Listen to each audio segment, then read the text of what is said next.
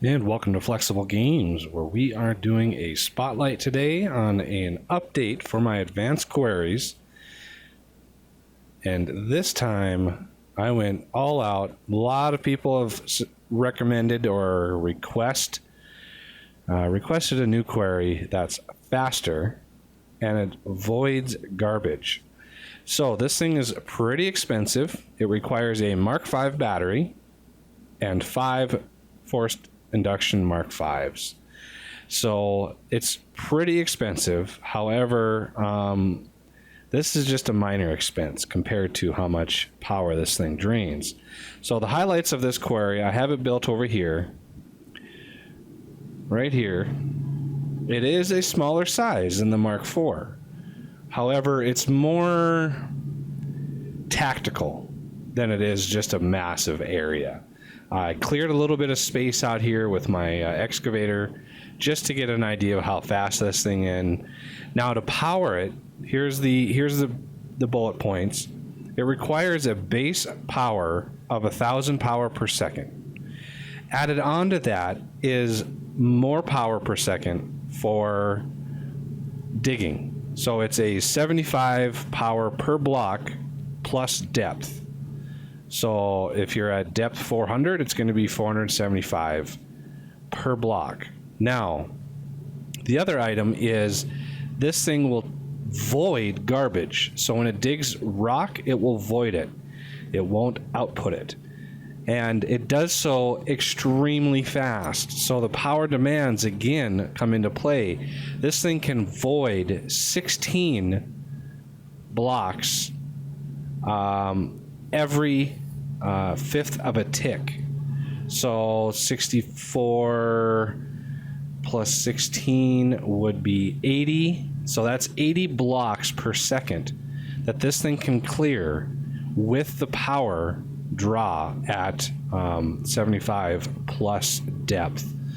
Now when it hits an ore block, it mines it as 100% efficient, and it does so at 20 blocks per second. So it will pull literally 1,200 ore per minute when it hits the ore. The ore that it digs is configurable in the XML file, and this time the Mark III quarry was ignore types. This is a more geared for kind of picking and choosing what you want. So instead of ignore types, it's actual mine types. So up to 4 ores to mine. You can specify a 1 or none even if you just want to dig a hole that skips the ore. So look in the Mk4 Quarry config XML file. Now to power this thing, I have this set up here to power it, and you can see I'm set up to use a lot of power. Now this thing will absolutely chew through the power. So here's the setup I have here. Let me give you an idea of the power. This is a pretty good setup. I just sort of use this as an example. I'm using in here a multi-matter mover, which can do 4,800 per minute, which it exceeds what we can actually pull. So 1,200 at a peak rate, 1,200 per minute will come out of here. And then I have more matter movers coming out. These are capable of doing 600 per minute. So 1,200, and then I've got 2 of these, which also go into void hoppers for the demo purposes, just to test the speed. I have the Mark V battery on top, 2 Mark IV batteries on each side. I have a laser on the bottom beaming into this side. I have this laser that I'm going to use. I'm going to put a battery right here, and as soon as I confirm this, we will see how fast this really is. So let's confirm it, and let me get a battery ready to go. So I'm going to confirm it, put a battery there, and it starts about 5 blocks up, and it's checking, the clearance I already cleared it out, so it will start right now. So there is how fast this thing digs through garbage. And you notice it's not actually outputting any blocks. Not any blocks at all. So if you look at the power draw already, power out, we're looking at about 7,500 power per second already as this thing digs. Because it's digging so much garbage, ironically enough, once it hits an ore that you specify, the power draw actually goes down because it's not actually digging as many blocks as it would normally. So this thing digs extremely fast. It will skip all ores other than that you specify. So there's a copper, it will completely skip the copper.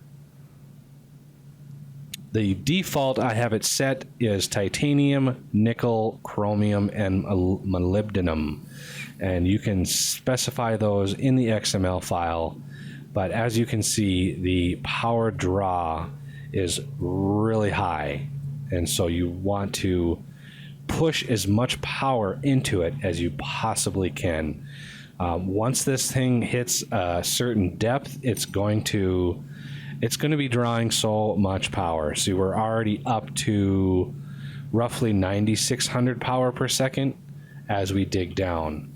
So let me get my, not H, let me get some of that. Let you see just how fast this is. This coal right here, it's skipped completely. Now when it hits an ore vein, it actually has to check it, so it will slow down a little bit when it hits an ore vein. But again, it's going to look at every second. It's going to look at 20 blocks. When it does garbage, it actually does more than that. It does 80 blocks when it looks at garbage. So it's clearing a lot of blocks right now. And right now we are already up to 1,100 power per second. So now you see why I needed so much power in the back here. Because this thing, once it hits a certain depth, it's going to be really hard to keep up with it.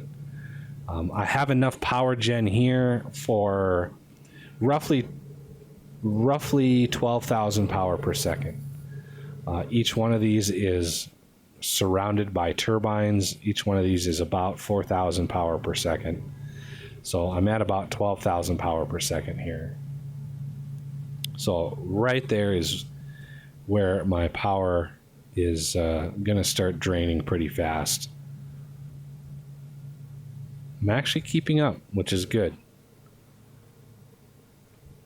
And the reason why not all of these are on is because this battery is still full right here. So this battery is still got charge in it.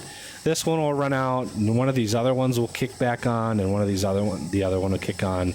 Pretty soon, as you dig, they will all be screaming. By then, you will want to have way more power generation as you dig. So we're already at an extreme depth for just the few minutes. We're at 83 already. And this thing has an internal power buffer equivalent to a Mark V battery. So it has 4.5 million power inside of it. So that is one of the reasons why it has that as a crafting ingredient. So it gives you an idea of the Mark IV hole puncher quarry. So I thank you for watching, and I'll see you next time.